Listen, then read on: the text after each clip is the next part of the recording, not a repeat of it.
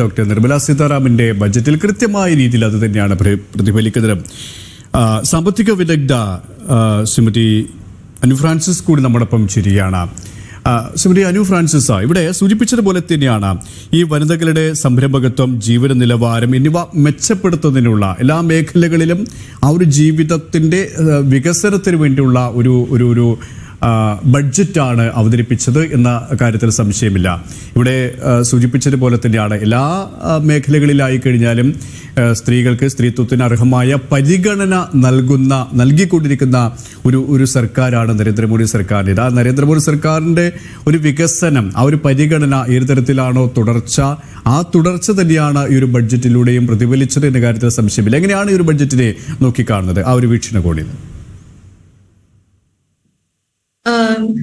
ഈ ബഡ്ജറ്റില് ഇതൊരു ഇന്ററിം ബഡ്ജറ്റാണ്, താൽക്കാലികമായി 3 മാസത്തേക്കുള്ള ഒരു ബഡ്ജറ്റാണ്. ബട്ട് എന്നിരുന്നാലും നിർമ്മല സീതാരാമന്റെ പ്രസംഗത്തിൽ നിന്ന് അല്ലെങ്കിൽ ബഡ്ജറ്റ് സ്പീച്ചിൽ നിന്ന് ഒരു പ്രോപ്പർ റിപ്പോർട്ട് കാർഡ് പ്രസന്റ് ചെയ്തിട്ടുണ്ടായിരുന്നു, എല്ലാ മേഖലകളിലും എങ്ങനെയാണ് പെർഫോം ചെയ്തത് എന്നുള്ളതിനെ പറ്റി. ഇപ്പം നാരി ശക്തി അഥവാ വിമൻ പവർ എന്നുള്ളത് എടുത്തു കഴിഞ്ഞാല് മുദ്ര യോജനയുടെ അടിയിൽ ലോൺസ് ഡിസ്ബേഴ്സ് ചെയ്തതിനെ പറ്റി ഏകദേശം 30 കോടി സ്ത്രീകൾക്ക് അതിന്റെ ബെനിഫിറ്റ് കിട്ടിയിട്ടുണ്ട്.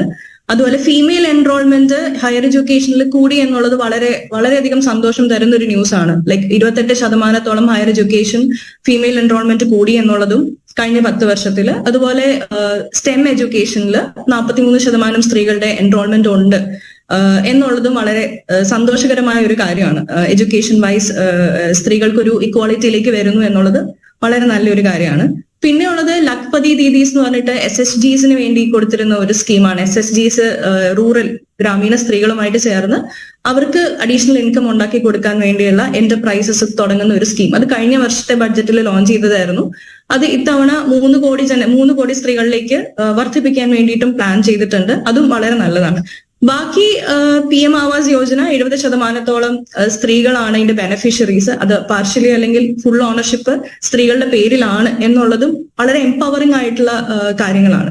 അപ്പം ജനറലി ഈ ഗവൺമെന്റിന്റെ ഇങ്ങനത്തെ നേട്ടങ്ങളെ എല്ലാം വളരെയധികം പോസിറ്റീവായിട്ട് തന്നെയാണ് നോക്കിക്കാണുന്നത്. പോസിറ്റീവായിട്ട് തന്നെയാണ് പൊതുസമൂഹം അടക്കം നോക്കിക്കാണുന്നത്. ശ്രീമതി അനു ഫ്രാൻസിസ്, ഇവിടെ സൂചിപ്പിച്ചതുപോലെ തന്നെ ഈ അമൃത് കാലത്ത് നാരി ശക്തിക്ക് പ്രാധാന്യം നൽകിക്കൊണ്ടുള്ള ഒരു നയമാണ് നരേന്ദ്രമോദി സർക്കാർ പിന്തുടരുന്നത്. ആ നരേന്ദ്രമോദി സർക്കാരിന്റെ നയം എന്താണോ അത് തന്നെയാണ് നിർമ്മല സീതാരാമൻ ഒരിക്കൽ കൂടി ആവർത്തിച്ചത്. താങ്കൾ പറഞ്ഞതുപോലെ തന്നെയാണ് ഈ കുടുംബശ്രീ പദ്ധതികളുമായി ബന്ധപ്പെട്ട് ഗ്രാമീണ മേഖലയിലെ സ്ത്രീകളുടെ ഒരു ശാക്തീകരണം, അതാണ് ഏറ്റവും എടുത്തു പറയേണ്ട ഒരു പ്രത്യേകത എന്ന് തോന്നുന്നു, അല്ലേ? വ്യാവസായിക മേഖലയിലേക്ക് എല്ലാ മേഖലയിലായി കഴിഞ്ഞാലും സ്ത്രീത്വം മുന്നിൽ നിൽക്കുന്ന ഒരു കാലഘട്ടത്തിലൂടെയാണ് നമ്മൾ കടന്നു പോകുന്നത്. അതേസമയം തന്നെ ഗ്രാമീണ മേഖലയിലെ ഏറ്റവും സാധാരണക്കാരായ ഏറ്റവും താഴെത്തട്ടിലുള്ള സ്ത്രീകളെ കൂടി പരിഗണിച്ചുകൊണ്ടുള്ള അവരുടെ ഉന്നമനം കൂടി ലക്ഷ്യമിട്ടുകൊണ്ടുള്ള ഒരു ബഡ്ജറ്റ്, ആ രീതിയിൽ തന്നെ നമുക്കിതിനെ നോക്കിക്കാണാം, അല്ലേ?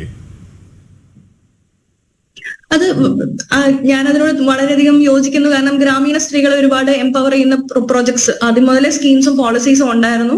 അതിന്റെ ഒരു തുടർച്ച തന്നെയാണ് ഈ ബഡ്ജറ്റിലും കാണുന്നത്. ഇത് മുന്നോട്ട് സിഗ്നൽ ചെയ്യുന്നതും ഇതിന്റെ ഇങ്ങനത്തെ കൂടുതൽ പോളിസീസ് ഗവൺമെന്റിന്റെ ഭാഗത്തു നിന്ന് ഉണ്ടാവുന്നത് തന്നെയാണ് ഇനി വരുന്ന ഫുൾ ബഡ്ജറ്റിലും പ്രതീക്ഷിക്കുന്നത്. പക്ഷെ എന്നിരിക്കെ പറയാനുള്ള മറ്റൊരു കാര്യം, അർബൻ വിമനെ, അതായത് നഗരത്തിലുള്ള സ്ത്രീകളുടെ ഇപ്പൊ നമ്മളൊരു ലേബർ ഫോഴ്സ് പാർട്ടിസിപ്പേഷൻ റേറ്റുകൾ എടുത്താൽ അത് അത്ര നല്ല സിഗ്നൽസ് അല്ല നമുക്ക് തരുന്നത്. Generally FLPR female labour force participation rates കൂടിയിട്ടുണ്ട് ഓവർ ദ 10 years. ഒരു 23%, 24%ൽ നിന്ന് ഏകദേശം 37% എത്തിയിട്ടുണ്ട്. എങ്കിൽ പോലും നമ്മളൊരു അർബൻ റൂറൽ ഒരു നമ്പേഴ്സ് എടുക്കുകയാണെങ്കിൽ ഗ്രാമീണ മേഖലയിലാണ് അത് കൂടുതൽ റിഫ്ലക്ട് ചെയ്തിരിക്കുന്ന ആ ഒരു ചേഞ്ച് എന്ന് പറയുന്നത്. പക്ഷെ ഇപ്പം അർബൻ ഏരിയാസിലുള്ള സ്ത്രീകൾ, നഗരങ്ങളിലുള്ള സ്ത്രീകൾക്ക് ഒരുപാട് ജോലി അല്ലെങ്കിൽ അവർ ജോലിയിൽ ഒരുപാട് എൻഗേജ് ചെയ്യുന്നില്ലെന്ന് വേണം ഒരു രീതിയിൽ മനസ്സിലാക്കാൻ.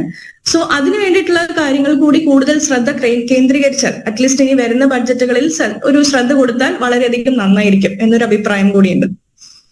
അതായത് ഈ നഗര മേഖലകളിലെ സ്ത്രീകളെ സംബന്ധിച്ചിടത്തോളം അവർ പലപ്പോഴും സാമ്പത്തികമായി ഒന്നുകൂടി മെച്ചപ്പെട്ടവരായിരിക്കാം, അല്ലെങ്കിൽ ഏതെങ്കിലും തരത്തിലുള്ള തൊഴിൽ സാധ്യതകൾ കൃത്യമായി ഉപയോഗപ്പെടുത്തുന്നവരായിരിക്കാം. പക്ഷേ തീർത്തും ഗ്രാമങ്ങളിലേക്ക് വരികയാണെങ്കിൽ സാമ്പത്തികമായും സാമൂഹികമായും സാംസ്കാരികമായും താഴെത്തട്ടിൽ ഉള്ളവരാണ്. അവരെ ഉയർത്തിക്കൊണ്ടുവരിക, അതാണ് സ്വാഭാവികമായും നരേന്ദ്രമോദി സർക്കാരിന്റെ ഒരു പ്രഖ്യാപിത നയം തന്നെ. അത് കൃത്യമായ രീതിയിൽ പ്രതിഫലിക്കുന്നുണ്ടല്ലേ? കൃത്യമായ രീതിയിൽ പ്രതിഫലിക്കുന്നുണ്ട്.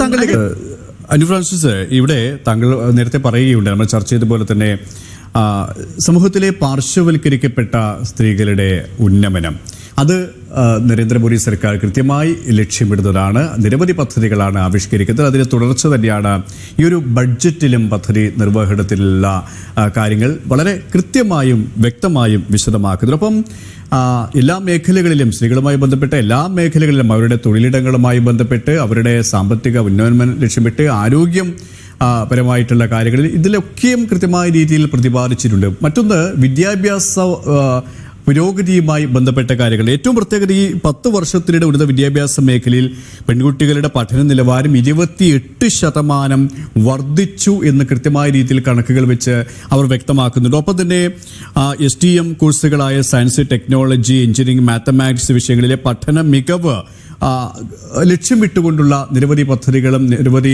വിദ്യാഭ്യാസ സ്ഥാപനങ്ങൾ തുടങ്ങാനടക്കമുള്ള പദ്ധതികളാണ് ഈ ഒരു ബഡ്ജറ്റിൽ പ്രതിപാദിച്ചിരിക്കുന്നത്. അങ്ങനെ നോക്കുമ്പോൾ ഈ വിദ്യാഭ്യാസ പുരോഗതിയുമായി ബന്ധപ്പെട്ട ഈ ബഡ്ജറ്റിലെ വിശദാംശങ്ങളെ എങ്ങനെ പരിഗണിക്കുന്നു താങ്കൾ?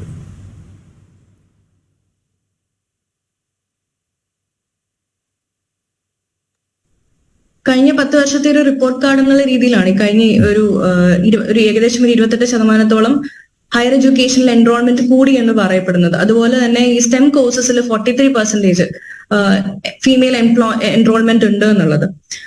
ഇവിടെ നമ്മൾ ഇത് വളരെ നല്ലൊരു കാര്യമാണ്. പക്ഷെ അതേ സമയം തന്നെ നമ്മൾ കൺസിഡർ ചെയ്യേണ്ട മറ്റൊരു ഫാക്ടർ ഇവരിൽ എത്ര പേര് എംപ്ലോയ് ചെയ്യുന്നുണ്ട് എന്നുള്ളതും ഒരു ഇമ്പോർട്ടന്റ് ആയിട്ടുള്ള ഒരു കാര്യമാണ്.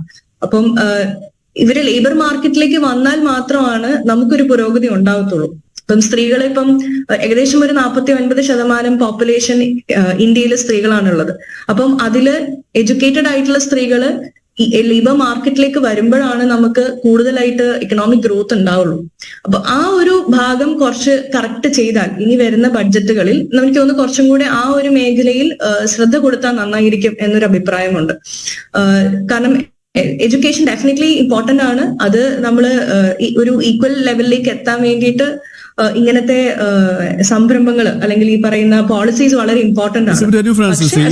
ഒരു സാമ്പത്തിക വിദഗ്ധ എന്ന രീതിയിലാണ് താങ്കളോട് ഞാൻ ഈ കാര്യം ചോദിക്കുന്നത്. അതായത് താങ്കൾ പറഞ്ഞു വിദ്യാഭ്യാസപരമായിട്ടുള്ള പുരോഗതി, എല്ലാവർക്കും വിദ്യാഭ്യാസം നൽകുക, ഉന്നത വിദ്യാഭ്യാസം നൽകുക, അത് കൃത്യമായ ഒരു സർക്കാരിന്റെ പ്രഖ്യാപിത ലക്ഷ്യമാണ്. ഭംഗിയായി നരേന്ദ്രമോദി സർക്കാർ അത് നിർവഹിക്കുകയും ചെയ്യുന്നുണ്ട്. അതേസമയം തന്നെ എല്ലാവരെയും ഇത്തരത്തിലുള്ള ജോലിയുമായി ബന്ധപ്പെട്ട മുഖ്യധാരയിലേക്ക് കൊണ്ടുവരിക, എങ്കിൽ മാത്രമേ സാമ്പത്തികമായി അത് പ്രതിഫലിക്കൂ, സമൂഹത്തിൽ പ്രതിഫലിക്കൂ എന്ന് പറയുമ്പോൾ അവിടെ എന്തൊക്കെ കാര്യങ്ങളാണ് കൃത്യമായും ചെയ്യേണ്ടത്?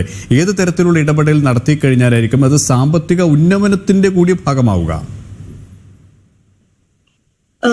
അതിനെപ്പറ്റി പറയുകയാണെങ്കിൽ ഇപ്പം പ്രധാനമായിട്ട് ചെയ്യേണ്ട ചില കാര്യങ്ങൾ, ഒന്ന് നമുക്ക് ലേബർ കോഡുകൾ നിലവിൽ വന്നിരുന്നു, പക്ഷെ അത് എൻഫോഴ്സ് ചെയ്തിട്ടില്ല. ഇലക്ഷൻസിന് ശേഷം അത് പരിഗണിക്കുമെന്നാണ് പറഞ്ഞത്. കാരണം അത് അതിനെതിരെ ഒരുപാട് എല്ലാ ഭാഗത്തു നിന്നും ഒരുപാട് കണ്ടൻഷൻസ് ഉണ്ടായിരുന്നു അതിലെ പല പ്രൊവിഷൻസിനെതിരെ. പക്ഷേ ബീങ് സെഡ് ദാറ്റ് അതില് സ്ത്രീകൾക്ക് വളരെ പോസിറ്റീവ് ആയിട്ടുള്ള പ്രൊവിഷൻസ് ഉണ്ടായിരുന്നു. അതായത് സ്ത്രീകളെ ഇപ്പം ഫാക്ടറീസ് നിയമം, പഴയ ഫാക്ടറീസ് നിയമം, അതായത് 1948 ഫാക്ടറീസ് നിയമം എടുത്താല് സ്ത്രീകൾക്ക് രാത്രി കാലങ്ങളിൽ ഫാക്ടറികളിൽ ജോലി ചെയ്യാൻ പറ്റില്ല. അതുപോലെ സ്ത്രീകൾക്ക് ജോലി ചെയ്യാൻ പറ്റില്ലാത്ത കുറെ ആക്ടിവിറ്റീസും ഉണ്ട്, മാനുഫാക്ചറിങ് ആക്ടിവിറ്റീസും നിയമത്തിൽ പറയുന്നുണ്ട്. അപ്പം ഇത് സംസ്ഥാന തലത്തിലും മാറ്റങ്ങൾ വരേണ്ടതുണ്ട്. പക്ഷെ സെൻട്രൽ ഗവൺമെന്റ് ലേബർ കോഡ്സ് കൊണ്ടുവന്ന സമയത്ത് occupational safety, health and working conditions കോഡില് സ്ത്രീകളുടെ ഈ പറഞ്ഞ റെസ്ട്രിക്ഷൻസ് ഒക്കെ എടുത്തു മാറ്റിയിട്ടുണ്ട്. പക്ഷെ അത് എൻഫോഴ്സ്മെന്റിലേക്ക് വരാത്തത് കൊണ്ട് നമുക്കത് എല്ലായിടത്തും എൻഫോഴ്സ് ചെയ്യാൻ അല്ലെങ്കിൽ പ്രാവർത്തികമാക്കാൻ പറ്റിയിട്ടില്ല. അറ്റ് ദ സ്റ്റേറ്റ് ലെവൽ ചില സംസ്ഥാനങ്ങൾ മുൻകൈ എടുത്ത് മാറ്റങ്ങൾ വരുത്തിയിട്ടുണ്ട്. അപ്പൊ ഇങ്ങനത്തെ ഒരു പോളിസി ചേഞ്ചും കൂടി ഇതിന്റെ കൂടെ വരണം. അതായത് നമ്മൾ സ്ത്രീകളെ എഡ്യൂക്കേറ്റ് ചെയ്യുന്നു, അതുപോലെ എഡ്യൂക്കേഷൻ റിലേറ്റഡ് ആയിട്ടും സ്കില്ലിംഗ് റിലേറ്റഡ് ആയിട്ടൊക്കെ ഒരുപാട് ഇനിഷ്യേറ്റീവ് ഗവൺമെന്റ് ചെയ്യുന്നുണ്ട്. അപ്പൊ ആ ഇനീഷ്യേറ്റീവ്സിന് ഒരു എന്താ പറയാ ഒരു റിസൾട്ട് ഉണ്ടാവണമെന്നുണ്ടെങ്കിൽ ഈ രീതിയിൽ നമ്മൾ നിയമപരമായിട്ടുള്ള തടസ്സങ്ങൾ മാറ്റണം. അതിന് സെൻട്രൽ ഗവൺമെന്റും സ്റ്റേറ്റ് ഗവൺമെന്റ്സും ഒരേപോലെ തന്നെ ഒരേ മനസ്സോടെ നിന്നാലേ അങ്ങനത്തെ മാറ്റങ്ങൾ നമുക്ക് കൊണ്ടുവരാൻ പറ്റുള്ളൂ. രണ്ട്, ഫ്ലെക്സിബിൾ ആയിട്ടുള്ള വർക്കിംഗ് അവേഴ്സ്, എസ്പെഷ്യലി ഇപ്പം ഇത്തവണത്തെ ബഡ്ജറ്റിലും R&Dയിൽ സൺറൈസ് സെക്ടേഴ്സിൽ R&Dയിൽ ഇൻവെസ്റ്റ്മെന്റ് കൂടുതൽ അല്ലെങ്കിൽ കൂടുതൽ ഫണ്ട് അനുവദിക്കുന്നുണ്ട്. അതുപോലെ തന്നെ ഫുഡ് പ്രോസസിംഗ് മേഖലകളിൽ ഫണ്ട് അനുവദിക്കുന്നുണ്ട്. അപ്പൊ ഇങ്ങനത്തെ കാര്യങ്ങളിലൊക്കെ സ്ത്രീകൾ കൂടുതൽ ജോലി ചെയ്യുന്ന മേഖലകളുണ്ട്. അപ്പൊ അങ്ങനെയുള്ള മേഖലകളിലാണെങ്കിലും ഇൻ പേഴ്സൺ അല്ലാതെ ഇപ്പം IT സെക്ടറിലൊക്കെ പറഞ്ഞാൽ നമുക്ക് ഫ്ലെക്സിബിൾ വർക്കിംഗ് അവേഴ്സ് പറ്റുന്നതാണ്. അപ്പൊ അങ്ങനത്തെ കാര്യങ്ങള്, കരിയർ ഗ്യാപ്പ് വന്നിട്ട് തിരിച്ചു വരുന്ന സ്ത്രീകളെ കൂടുതൽ ലേബർ മാർക്കറ്റിലേക്ക് എങ്ങനെ നമുക്ക് കൊണ്ടുവരാൻ പറ്റും. അതുപോലെ പ്രധാനമായിട്ടും സ്ത്രീകൾക്ക് ലേബർ മാർക്കറ്റിൽ വരാൻ പറ്റാത്തതിന്റെ ഒരു പ്രധാന കാരണമായിട്ട് നമ്മൾ പറയുന്നത് കെയർ റെസ്പോൺസിബിലിറ്റീസ് ആണ്.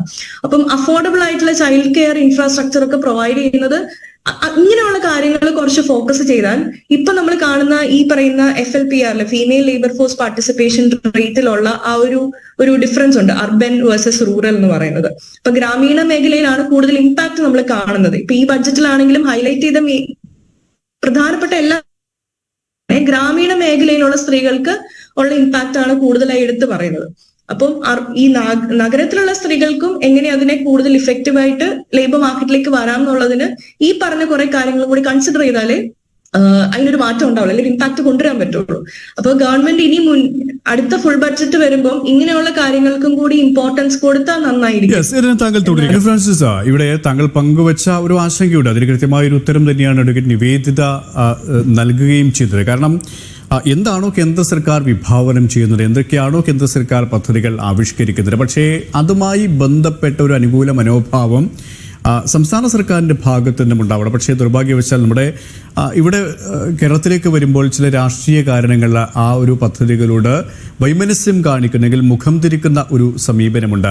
ഒന്നുകിൽ അത്തരത്തിൽ ഈ ഒരു പദ്ധതികളെ നീട്ടിക്കൊണ്ടു പോവുക, അല്ലെങ്കിൽ നല്ല പദ്ധതികൾ തങ്ങളുടെ പേരിലാക്കുക എന്നുള്ള ഒരു രാഷ്ട്രീയ ശൈലിയാണ് ഇവിടുത്തെ സർക്കാർ സ്വീകരിച്ചു കാണുന്നത്. ഒരു രാഷ്ട്രീയ വിമർശനം എന്നതിനുപരി അതൊരു പൊതുസമൂഹത്തിന്റെ ഒരു വിഷയമായതുകൊണ്ട് തന്നെ ആ രീതിയിൽ തന്നെ നമുക്ക് നോക്കിക്കാണേണ്ടതുണ്ട്. ഇവിടെ നരേന്ദ്രമോദി സർക്കാരിന്റെ ഒരു ബഡ്ജറ്റ്, രണ്ടാം നരേന്ദ്രമോദി സർക്കാരിന്റെ ഇടക്കാല ബഡ്ജറ്റ്, അവസാന ബഡ്ജറ്റ് ഡോക്ടർ നിർമ്മല സീതാരാമൻ അവതരിപ്പിച്ചപ്പോൾ അത്തരത്തിലുള്ള ഒരു ആശങ്ക കൂടി ഉയർന്നു വരുന്നുണ്ട്. അതിന്റെ ഒരു ഭാഗം തന്നെയാണ് താങ്കളും നേരത്തെ പങ്കുവച്ചത്. അതായത് കേന്ദ്ര സർക്കാരിനോട് കൈകോർത്ത് കൊണ്ട് തന്നെ സംസ്ഥാന സർക്കാരുകൾ മുന്നോട്ട് പോകണം, എങ്കിൽ മാത്രമേ ഇത് എന്താണോ ലക്ഷ്യമിടുന്നത് ആ ഒരു ലക്ഷ്യത്തിലേക്ക് വളരെ വേഗം എത്താൻ സാധിക്കൂ, അല്ലേ?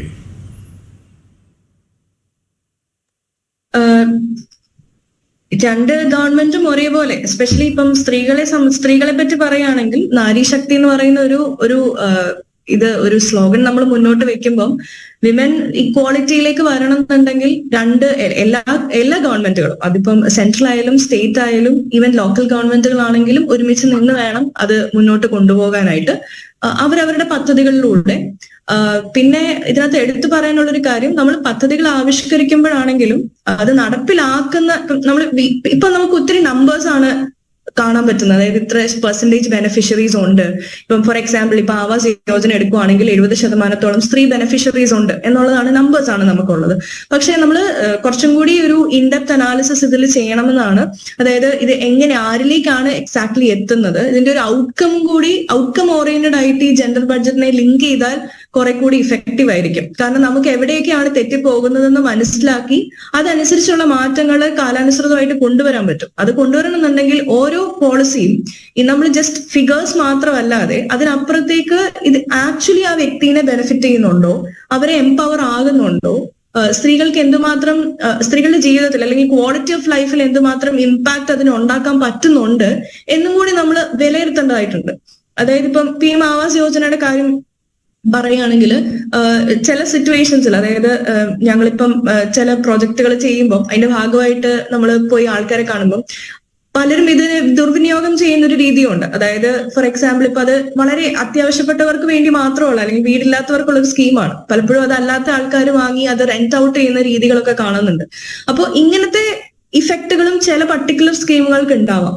അപ്പോൾ അതുകൊണ്ട് നമ്മളത് കുറെ കൂടി ടാർഗറ്റഡ് ആക്കണം എന്നുണ്ടെങ്കിൽ ഈ പറയുന്ന ഇഷ്യൂസ് ഐഡന്റിഫൈ ചെയ്ത് കുറെ കൂടെ ഔട്ട്കം ഓറിയന്റ് ആയിട്ട് എങ്ങനെ ഔട്ട്കം ഇതിനെ എങ്ങനെ വരുന്നു എന്നുള്ളതും കൂടി നോക്കിയിട്ട് അതനുസരിച്ചുള്ള മാറ്റങ്ങൾ കൊണ്ടുവരണം.